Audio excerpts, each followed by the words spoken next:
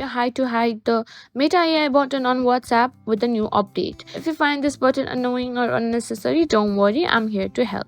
Hiding the Meta AI button on WhatsApp is simple once you know where to look, so let's get started.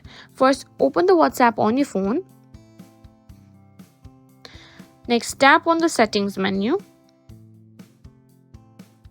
Now in the settings menu, tap on chats.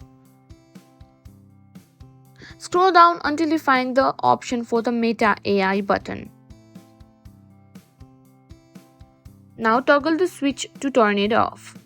Exit the settings and go back to your chats. You'll notice the Meta AI button is no longer visible. If you don't see the option to disable the Meta AI button, make sure your WhatsApp is up to date to the latest version. You can check for updates in the Google Play Store or App Store. If there is, simply update it and check it again. And that's it. You've now learned how to hide the Meta AI button on WhatsApp with a new update. If you found this video helpful, don't forget to like, share and subscribe to our channel.